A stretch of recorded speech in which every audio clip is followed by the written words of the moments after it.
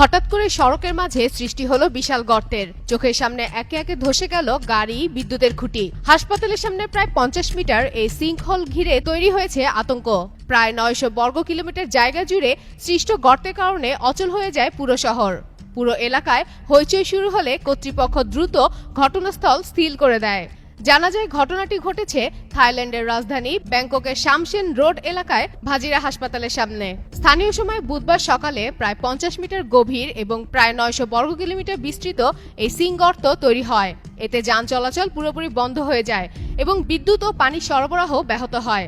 সামাজিক যোগাযোগ মাধ্যমে ছড়িয়ে পড়া ভিডিওতে দেখা যায় ধীরে ধীরে রাস্তা ডেবে যাচ্ছে আর বিদ্যুতের খুঁটিগুলো টেনে নিচে নামছে। হাসপাতাল কর্তৃপক্ষ জরুরি ঘোষণা দিয়ে নতুন রোগী ভর্তি না করার সিদ্ধান্ত নেয়, তবে ভিতরে থাকা রোগীরা নিরাপদে আছে বলে জানায় তারা।